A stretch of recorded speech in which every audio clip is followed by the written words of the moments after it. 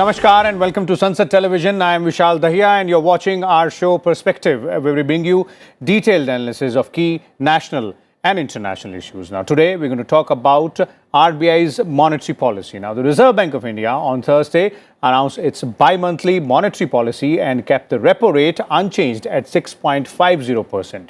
Now, the rate hike has been paused after 6 consecutive rate increases, aggregating to 250 basis points in 11 months since May 2022.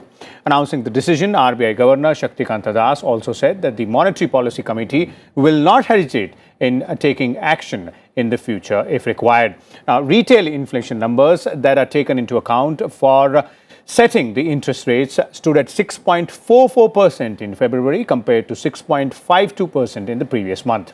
RBI projected 5.2% inflation for financial year 2024. Central Bank also marginally raised the GDP growth projection for financial year 2024 to 6.5% from the earlier estimate of 6.4%. Now, the RBI governor also said that global economy is facing financial challenges in the wake of recent bank failures, and RBI is keeping a close watch on the turmoil in the banking sector in developed countries. He also pointed out that RBI will maintain an agile approach for liquidity management and manage government borrowing program in a non-disruptive manner. So today we will discuss and analyze all aspects of the RBI monetary policy, try and understand why the pause button has been hit by the RBI as far as rate hikes are concerned, what does it signify, and various other issues which have been flagged by the RBI governor.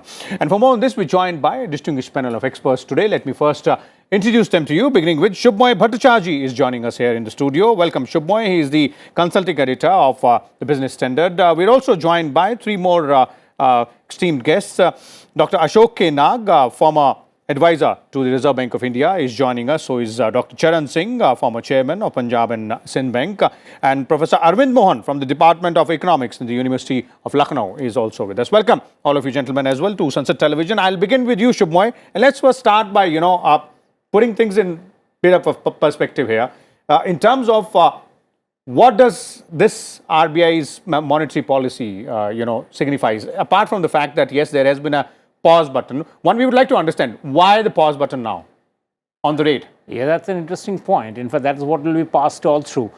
In terms of comparison, excepting the Bank of Canada, RBI has been the only major central bank which has actually paused the rates. I mean, it has not gone up. So that way, it has broken ranks with most of the central banks of the world. That itself is significant. Why? Because RBI is essentially done two things. It has said that yes, I agree that there is a concern about growth wavering in the year 23. So what I'll do is I will give a pause. But while I've given a pause on raising the cost of money, I also in my commentary say, 5 members of the MPC have actually said that we are not moving away from our position. Okay. In other words, it's a hawkish commentary despite the rate pause, which means that if necessary, RBI is saying that even between now and the next monetary policy meeting, if it warrants, I can raise the rates. So there is no withdrawal from the accommodating stance. That's the point.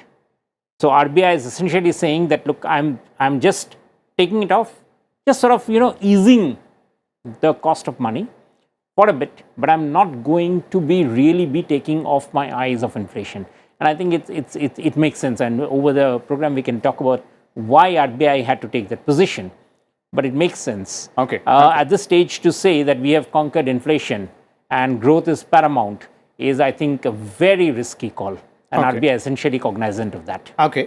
Let me bring another panelist here as well on the why part there, and whether or not it is as risky as you're pointing out as the other panelists think. I'll start with you, Dr. Nag, and in terms of trying to understand why the call to pause the rates right now, as Shubhmoy is pointing out, in addition to India's central bank, just one central bank is doing that. If you look at other central banks, including the Federal Reserve, looks like they're still in that process mode. Yeah, I think what Mr. Bhattacharya told also, you can paraphrase a little differently. like a doctor, a patient is there in ICU. Doctor says that you are on the recovery path, but I cannot leave. I cannot allow you to leave the ICU very soon.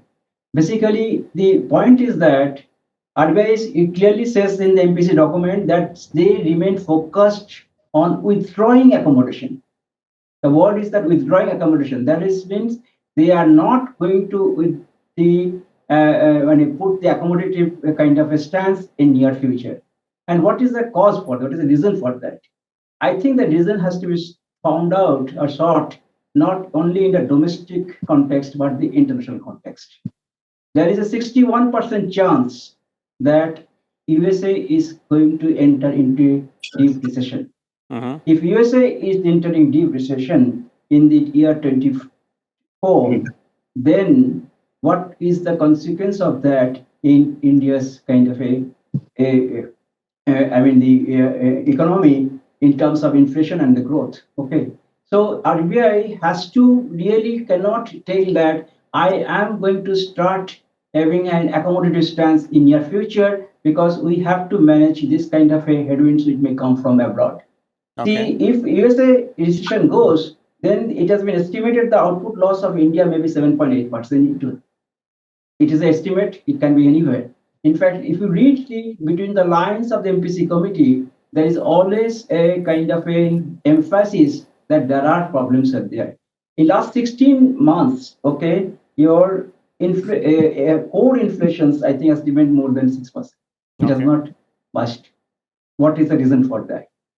So I think that the RBI is aware of many other things which has not been articulated, which may not be required to articulate. That is RBI stance, which have a valid reason for that. That this is a kind of a issue. This is a kind of problem that is going to stay there. I cannot say that we are having a good thing. Let there be a kind of a reduction of the interest rate. See, interest rate is a policy. Is not going to we solve all the problems. Okay. But RBI has got this particular instrument. To the extent it's possible, it will has to handle that way efficiently. Okay. Let me also bring in Dr. Charan Singh here as well.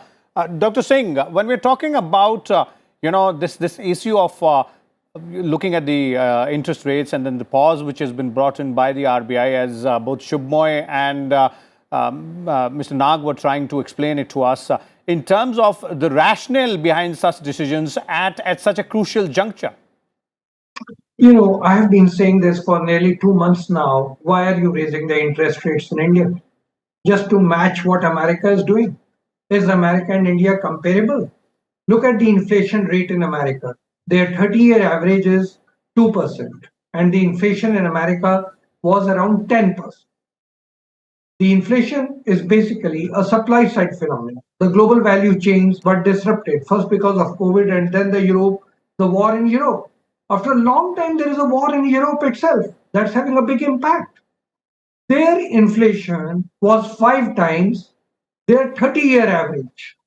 Where was our inflation?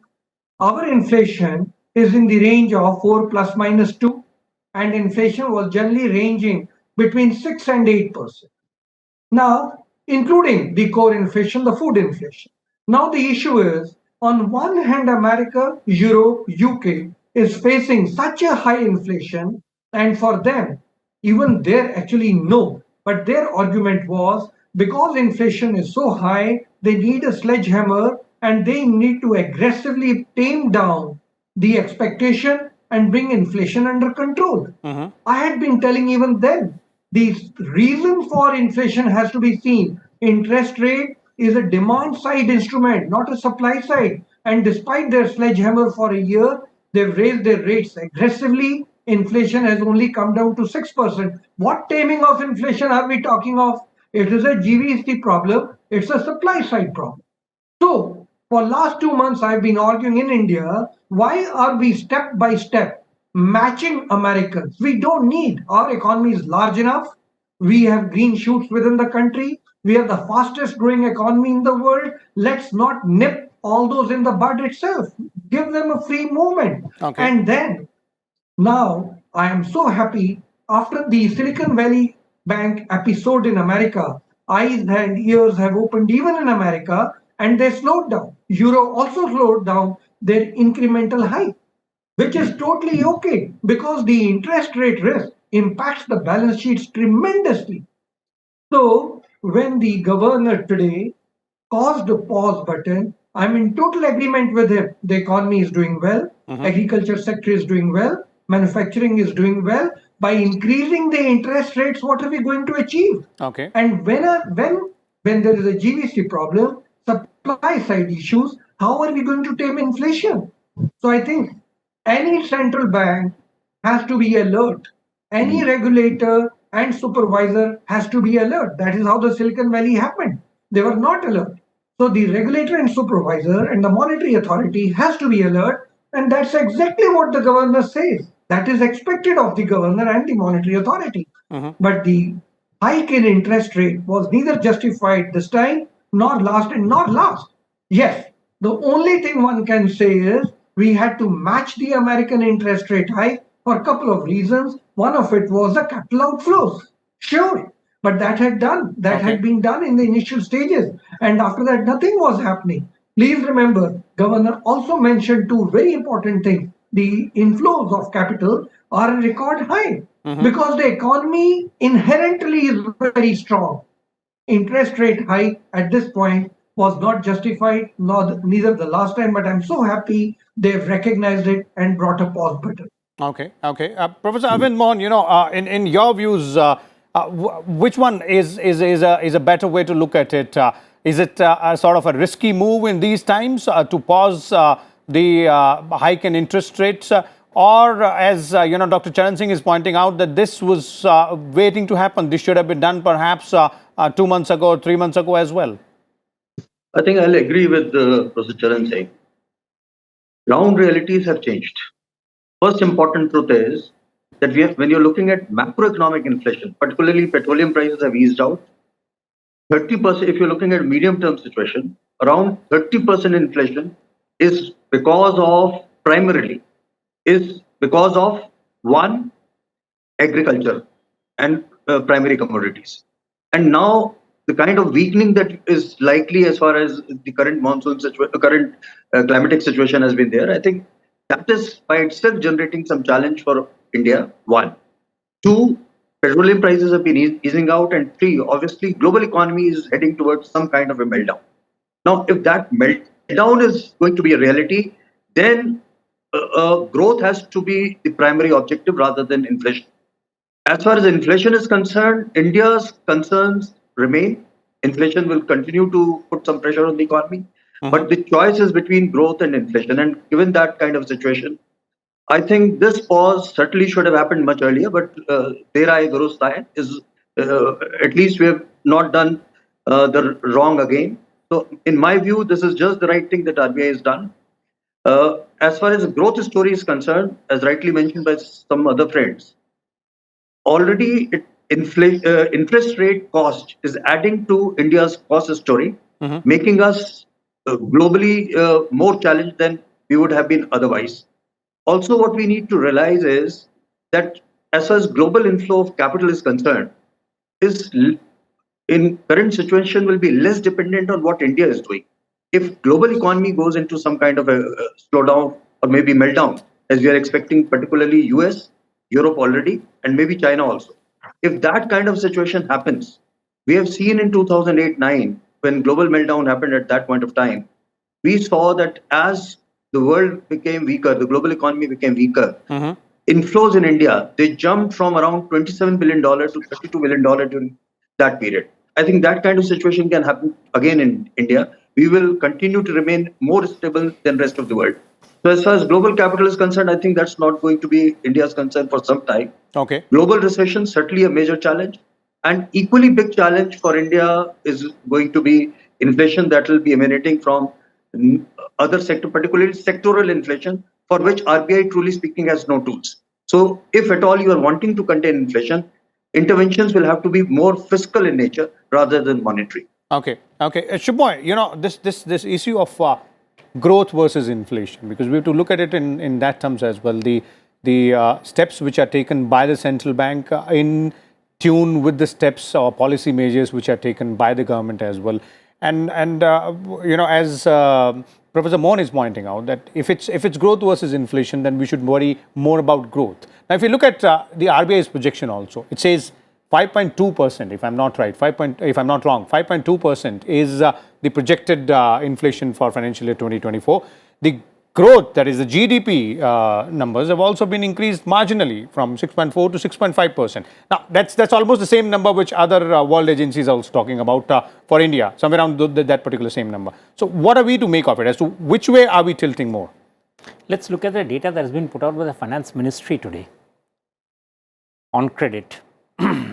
Bank credit has risen by 15% year on year in 22-23 against 9.6% year on year in 21-22, FY22. What does it show? Bank credit has doubled. Bank credit has doubled in 23 in the fiscal year 20 in the financial year 23. If rate of interest was hurting that bad, would bank credit rise? Okay. So when there is a question that growth is being hurt by the rising interest rate, I think we are missing what the industrial economy is telling us. Let's also look at, you've got the monetary policy report with you. In page 39 of that, there's a report, para, where it has talked about the interest coverage ratio. The interest coverage ratio of the manufacturing sector and the IT sector. It specifically mentions both the manufacturing sector and the IT sector. It says the interest coverage ratio of all the private listed companies have not worsened in FY23. Rather, the interest coverage ratio was actually just about 1.2 to a range of 1.7 and growing ahead. That is what is expected. What does that show? That the Indian incorporated is not under stress because of the rising interest rate. Okay. The reasons why credit, or rather why investment has not occurred to the extent that private sector investment has not occurred, is for different reasons. And that reason is because over several years, the banks were recapitalizing themselves. The government was doing a massively good job of reorganizing the banks. As a result, the credit from the banks had actually had sort of come down, and it really wasn't growing. Okay. Insolvency and bankruptcy code, a remarkable change that the government had done. All of these things had really been affecting. Now, once those things have been cleaned out, companies are taking a considered decision to borrow more. What does that show? And that is being shown in the Finance Ministry's own data, that bank credit has risen, doubled over last year. Okay. And that is what Mr. Shaktikanta therefore has decided, that credit price, interest rate rising isn't necessarily the reason why companies will withdraw from their investments. We have all been talking, Finance Minister Nirmala Sitharaman has made a very major point that private sector has to show some animal spirits, draw in investments. Government has pushed in massive amount of public investment, infrastructure sector. We are waiting for the private sector to start investing. To match the steps. Now, is it that the rising interest rate has hurt the private sector from raising their investments? No, the data shows that's not the case. Okay. So in that case, what is the RBI supposed to do?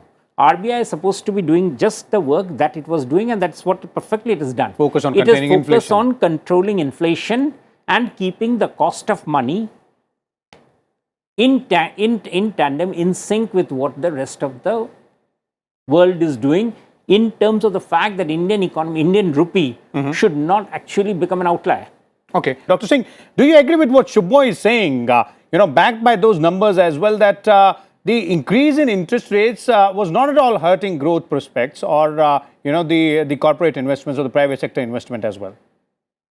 Well, there are a couple of things that has to look into this, and one has to be very granular about these analysis. If the interest rate is hiking, what is going to happen to EMI? That's going to increase. What is the investor, what is the consumer who has taken the loan going to do? Either he bears out more EMI or goes for restructuring of loans. What happens then? So the interest rate hike in terms of interest coverage ratio of some industry, which on page 39 and that chart on page 40 is showing, is hovering between 1 and 0 and 2%. That's okay. But the issue is how is this interest rate going to play out in the economy? That's the important issue. Now, when you compare that my credit offtake is higher than the previous year, the important issue then arises is where is the credit offtake? The CASA figures which have been released are not very good. So therefore, the interest rate hike has always to be seen compared to what is happening in future. Let me give you one very interesting illustration. We have all been reading that in America, the interest rate hike will again happen. Probably one more will happen. And then before the end of the year, they are going to start decreasing the interest rate. This is amazing story to me. What type of monetary policy is this? What is happening to the transmission mechanism? When you raise the rate of interest or you lower the rate of interest, it takes 6 months to 1 year for it to transmit across the economy. And here we have been raising interest rates aggressively, and now we want to aggressively reduce the interest rates. So American public policy and the Fed's interest rate policy is totally gone crazy. And I'm not surprised. If you look at what they did during subprime, what they did after the Lehman Brothers, what they did during COVID, what they did after the war in Europe, totally crazy. I think in India, where we carry far more responsibility and accountability, where inflation was not that high, interest rates were not justified. Okay. Let me also tell you one more thing. Indian economy has the potential to grow between 8 and 9%. We have such a young demographic country, and we have such manufacturing sitting here, and we have MSMEs playing an important role. We are growing at 6.5%. Raising it from 6.4% to 6.5%, we are still the fastest growing economy in the world. I take all that. But I'm saying our potential is 8 to 9%. We are way behind that potential. And if interest rate does not play a role, look at the rate of investment and savings in the country, where we were above 35%, we are around 30% now. So therefore, the story of interest rate has to be seen far more granular. Where are the deposits coming? Where is the investment taking place? All that has to be seen more granular. It's not there in the report now. Okay. And obviously, it needs more detailed data. Okay. Only then one can form a view. But if you look at the general theory of interest rate growth transmission mechanism, this has been totally turned upside down by the Fed Reserve. Okay. Okay. Apart from this, Uh-huh. the collapse of the financial system and financial stability that has appeared so clearly in Silicon Valley Bank, followed by Credit Suisse and the other banks that we have seen, Signature Bank and all that, is apparent that the stress on the balance sheet of financial institutions would come very soon. So therefore, the interest rate cannot be the story of the interest rate hike. Cannot be just studied from the interest coverage ratio. Okay, that's a very interesting way of looking at the entire scenario, which Dr. Charan Singh is pointing out, and we'll continue this discussion. In fact, the global aspect as well, the way the global financial challenges are being put forward, specifically when we're talking about the banking sector in developed countries and developed economies as well. We'll look at those issues also and how it might affect us or might not affect us, and what needs to be done. Our show Perspective, where we were talking about RBI's monetary policy decision, which came on Thursday, wherein the central bank has decided to hit a pause button on the hike in interest rates. We're looking at all related aspects. In fact, before we went into the break, we were talking about the most important aspect of growth versus inflation, the issue there. And let me first bring in, Dr. Ashok Nag here as well. Dr. Nag, you heard, before we went into the break, you heard both Dr. Charan Singh and Shubhmoy as well as Professor Arvind Mohan. In your view, how would you analyze the situation when we are looking at this issue of growth versus inflation. Which one to focus more on when you're talking about the central bank's policy? The central bank cannot affect the growth directly. They don't have any instrument to promote growth directly. Okay, the policy instruments which are available to central bank. One of the things that monetary policy is that you can have interest rate changes. You can try to do that thing. Now, question is that, see, so far as the Reserve Bank's policy stance is concerned, see, it is given to them that 4 to 6% is your kind of a range where you are supposed to keep the interest rate. That is the kind of a mandate given by the policymakers to RBI. Now, question is that if you want to give your range at 10%, that's a different kind of policy. If you have a given at 6% and the last 16 or 18 months, the core inflation, I'm not talking the inflation, the headline, core inflation is breaching this particular range for the 16, 18 months. Question is that what is RBI supposed to do? One is that RBI has to give explanation for that as per the law. And point is that what RBI is supposed to do? Can it bring it down within the range or can it not then? This is one point. Second point is that the interest rate in a connected world cannot be independent of completely the world level what is happening outside. Okay. Now suppose the interest rate RBI goes down to the 6.5 policy rate to the 4.5 policy rate which is there in the COVID-19 times. Okay. What is its impact on your balance of payment, flow of fund to the Indian economy? All these things have to be considered here also. So it is not necessary that the RBI can look into these policies, this stance, independently of their implications in terms of the connectivity to the world economy. Okay. That is one. Second thing is that. Third thing is that if you look at the growth here, India, so far it has not been gouged by driver of the growth is only private consumption and the government capital expenditure. If you look at the things, it is as independent. I don't know that somebody is telling the credit has gone up, but it is not reflected in the capital expenditure by your private sector. Why? This kind of things has to be there. It is not just your interest rate. That time interest rate was much lower. Okay, but you have to think about that. What is going to happen? The private sector. The government capital expenditure increases things has a certain kind of limit. After some time, it cannot go on like the entire driver of the investment cannot be only the government capital expenditure. The capital expenditure as a percentage of these things has not going up before 30% has come down. So these issues are there. So in that case, if you just look into the clearly, the RBI starts reducing inflation. Suppose the policy rate to by 4.5 or 5.5. It is not necessary that it will be a stimulus for the growth because other factors are there in the economy which will be affecting the growth. That's my point. Okay. So there are several other factors as well which will have to be taken into consideration. Now, Shubhmoy, you were earlier talking about the global factors. Dr. Charan Singh was also referring to them. Professor Mohan was also pointing out. What are the major global factors we are looking at? Because we see sort of a crisis in the banking sector when we're looking at developed economies. There have been, failures of few significant banks in the United States of America. How does that impact? And RBI has been very clear. Today, the governor made it very clear saying that India's banking sector is very robust and very healthy as well. So nothing to worry about out there. And he said as of now. I would agree thoroughly with what Dr. Charan Singh is saying, that the developed countries have made a mess of their monetary combined fiscal policy, especially the monetary policy always dominates. And that has really, misread the COVID pandemic, that has misread the impact of the Russia-Ukraine war, and it has created a huge problem. In that context, what RBI is doing... Has that also contributed to the banking sector problems? Absolutely. I mean, you raise interest rate by 500 basis point in span of just less than a year, and you expect no accidents. Obviously, that's why Silicon Valley Bank went belly up. Signature Bank also did simultaneously.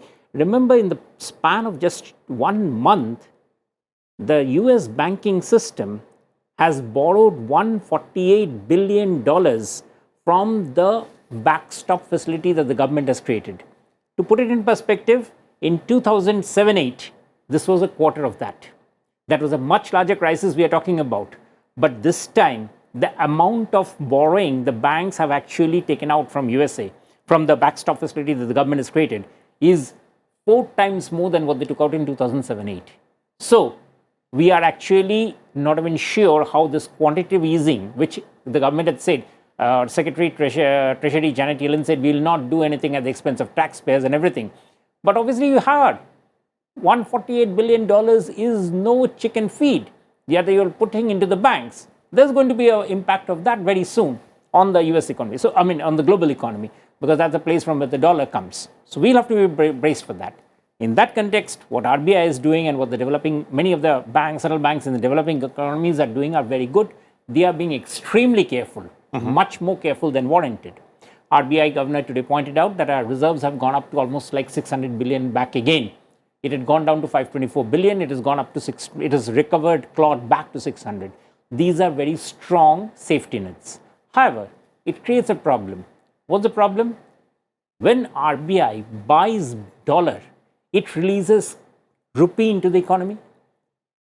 Where that amount of rupee is not our quantitative easing, but is the amount of extra liquidity that is coming into the economy. Now, RBI can't help it. RBI is borrowing, has to buy back the dollar. But that amount of money that's going in adds to the inflationary pressure. So RBI has gotten another problem on its hand.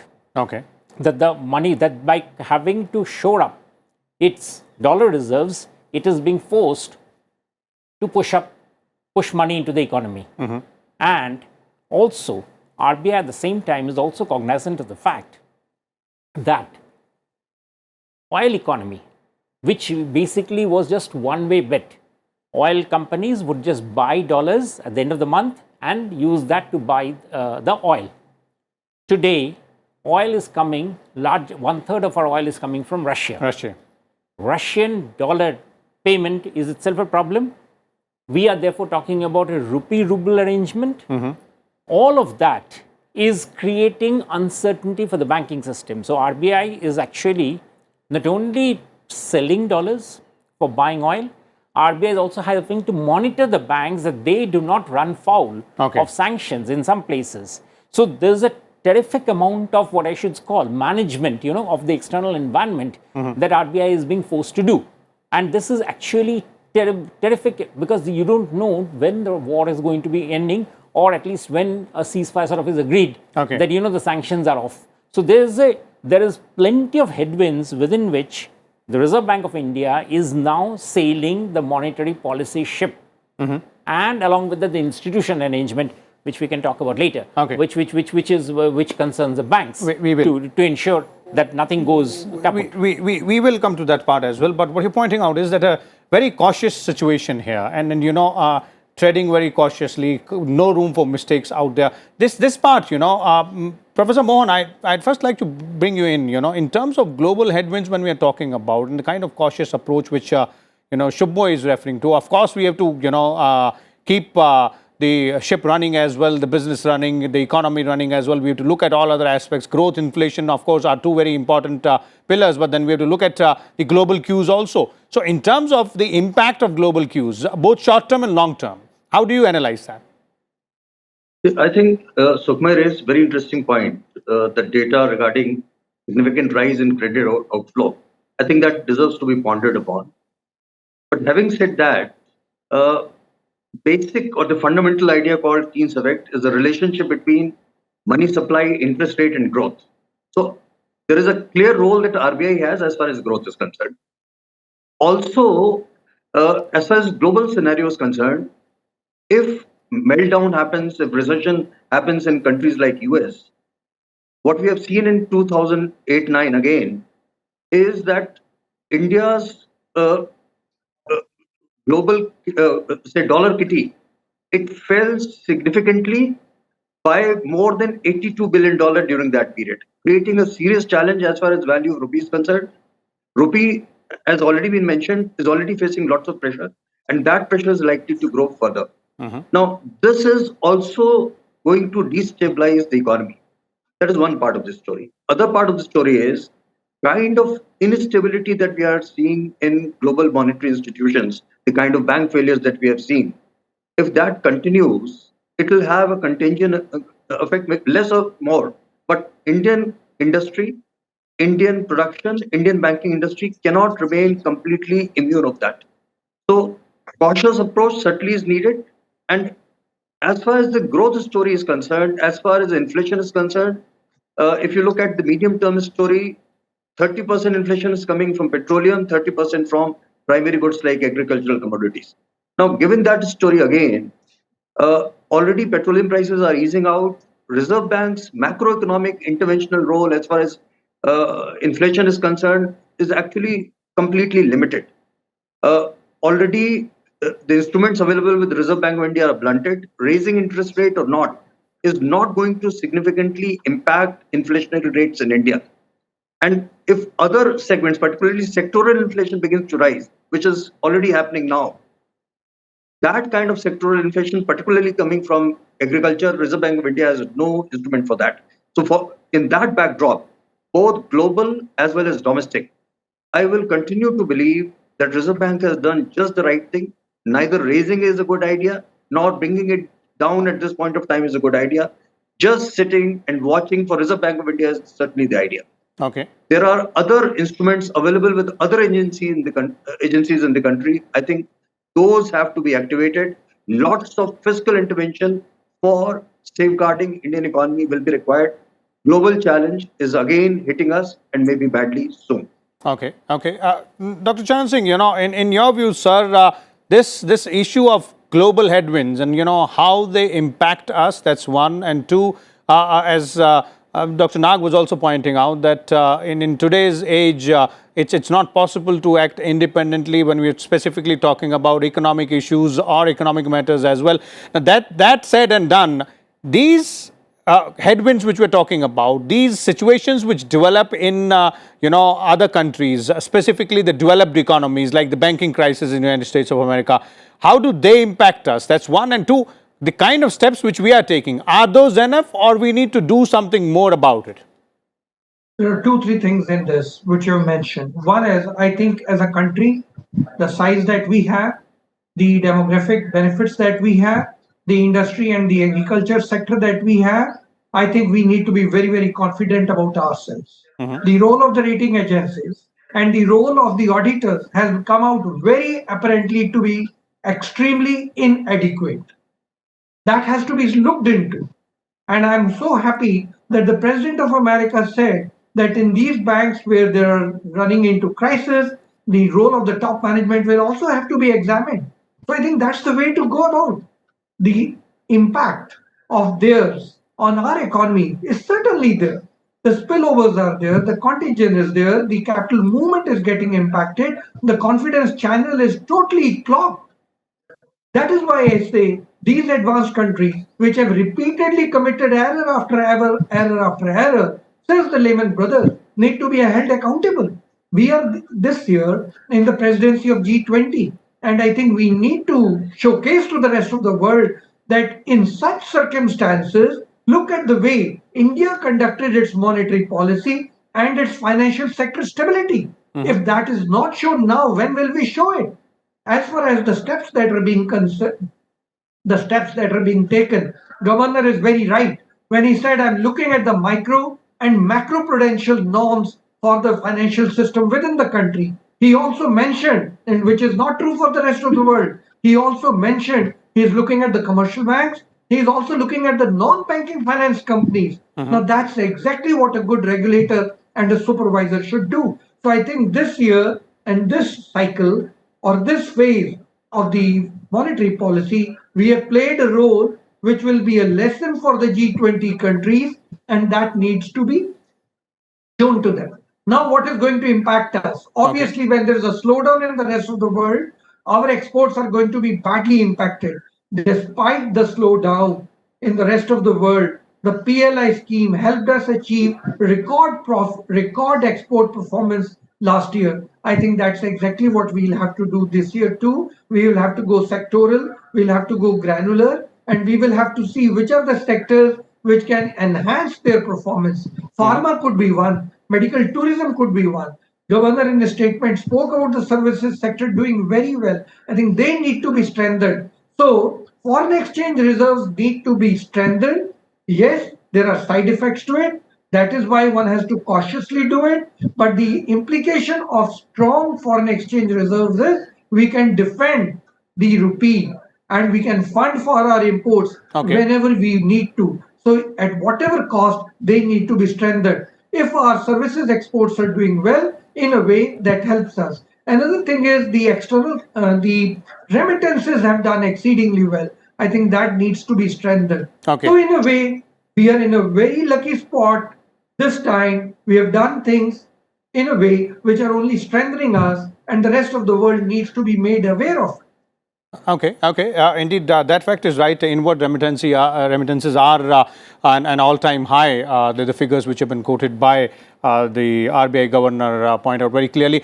Dr. Nag, quickly, your views on this aspect, the kind of measures which are being taken, or, when we go by what the RBI governor's statement is, that yes, they're keeping a close watch as a regulator on India's banking system, and not only the banks, but as, Dr. Singh was pointing out, the commercial banks and the NBFCs as well. See, according to me, the RBI has done the right thing at this particular juncture because these don't know which way the wind is going to be there in next 6 months globally. So instead of taking any precipitate step now, okay, don't change your stance. That is the withdrawal of accommodations. We don't want to do that. At the same time, don't try to be that you have no problem in future. So better to just pause it, look at the future, and then take a decision rather than take a decision only because you do not know. Because, for example, you do not know whether this war is going to be accelerated, and then there will be again a very big kind of a price rise in the case of the oil. Nobody knows it. Already the your OPEC, they are now going to production, they are going to reduce it. If the dollar the kind of a the ceiling which are USA has created, it may not rise, then what will happen? So we are completely dependent on the oil. So these are a lot of uncertainties there in the various fronts. So given these uncertainties, to take a decision as if we know the future would have been, I think, much more damaging rather than just don't take any action now. Stay there where you are. Take the view next day what is happening. Next 6 months will be very crucial for the world economy in terms of your price of the oil, in terms of the supply chain, completely disrupted because of this any escalation of the war. You do not know. Since we do not know the future with certainly uncertainty, it is better to be cautious and keep standing where you are standing now. Okay, okay. So a cautious approach out there, keeping a very close watch on the situation. Shubhmoy, you were talking about earlier the institutional mechanism. What is to be done? What more likely can be done? And when we're talking about institutional mechanism, a sort of an in tandem approach from all aspects. And we're not only talking about the challenges, domestic challenges. Of course, there are a lot of opportunities domestically, as Dr. Charan Singh was pointing out. When we look at our own demographic profile, when we look at our own growth in the agriculture sector, in industry, in services as well. But then the global challenges also, and those some of them can't even be predicted or looked at. Specifically, you never know what is going to happen in 6 months vis-a-vis the Russia-Ukraine war situation or vis-a-vis the banking sector problem in the United States of America. Right. So let's not look at the world. Let's look at something which is happening nice. And one of the nice things that RBI has said today, and that appeals for lots of our young audience, RBI has said, I'm going to expand the role of UPI. How? In this year, RBI will basically allow banks to think of pre-approved credit lines using the UPI mechanism. What does it mean? Supposing there's a youngster using the UPI mechanism, Paytm, Google, PhonePe, or just using the pure play Bhim. Now, what does that do? She is creating a credit history for herself. because she's creating a credit history for herself, she is connecting it with the bank, because with her bank also those instruments are getting linked. So RBI is saying that, Mr. Bank, you actually look at her credit history. If this is looking good, she pays her bills on time. She does her financing. She doesn't keep things hanging. She is prompt. Then use that to offer her credit. You know, this is something that we've been saying for a long time, that UPI will be the big change in Indian financial sector. Okay. It will create a credit history for people who never used to have credit history. You always had to go to a bank and to say that, you know, I've got so much savings, so therefore give me a loan, which was very difficult. How many people had how much savings to be able to offer a loan? But today, the very expenditure line on UPI is going to stand up as a evidence of a person's financial propriety, regularity. Becomes a very important parameter. And that is what will be used to offer pre-approved credit lines by banks. Okay. This expands credit so much. This is what I've been saying, that, you know, when I lots of people, when they pay off the scooters, the rickshaws and others, I keep on saying that you please pay them online. Okay. Because it helps them to approach bank. And RBI is saying, yes, we take that history on board. We will offer credit from banks based on that credit history, credit line. I think I think it couldn't be better than this. Okay. This is exactly what India needs. It's another financial innovation that RBI is bringing in safely, because it is coming through the banks. It is getting, therefore, you know. So the data is all there. It'll be streamlined and, you know, put to good use in terms of absolutely making it a parameter. Absolutely. It's not based on credit card. It's based on Aadhaar. It's based on the person's banking history, and it's based on that person's expenditure history, all recorded there on the UPI lines. Okay. And based on that, they'll be getting credit lines. Now, I would say that these are exactly what you need in India to expand the possibilities. Dr. Charan Singh was talking about, you know, the possibilities of giving out more loans to MSME. Yes, these are the sort of institutional changes that RBI is bringing in, which is going to be very useful. Okay. One last thing before we bring this to an end. You know, one more thing which the RBI governor said while making the monetary policy announcement was about, bringing in a centralized portal for unclaimed deposits from, several banks and all that. How is that going to work, and how will that benefit the general public? That's true, because, lots of people, especially the older segment, would open a bank account in some place, then they would get transferred, go to some other place. There would be some money in their bank, but often either inertia or simply not being able to transact within banks made those money simply lay there, unclaimed deposits. The sum wouldn't be substantial, but from the banking sector's point of view, just 31,000 crore. But from the individual's point of view, these are big. So now what RBI is saying is bring all the data onto a centralized portal. So a person then can approach that centralized portal to say, hey, that's me. And it's my account is resting across 7 banks, and I am right now banking with the 8th bank. Okay. So please allow my money to come here. Okay. Wonderful. Okay, so there it is. Thank you so much, Shubhmoy. Those are the some lesser known aspects, but equally important as well when we're talking about RBI's monetary policy and therein decisions being taken by the RBI and the RBI governor briefing us out there. We'll also like to thank Dr. Ashok Nag, Dr. Charan Singh and Professor Arvind Mohan as well, who joined us on the show and shared their important views and analysis of the Reserve Bank of India's Monetary Policy Committee's decisions. And the most important aspect amongst them is to hit the pause button on the hike in interest rate. First time in 11 months, specifically, if we look at after 6 consecutive hikes, this time around, the RBI has decided not to raise the interest rates. And the outlook on growth and inflation also is seemingly very positive. We'll keep a close watch on all the developments here and come back again tomorrow with a different topic. Till then, keep watching Sansad Television. Thank you.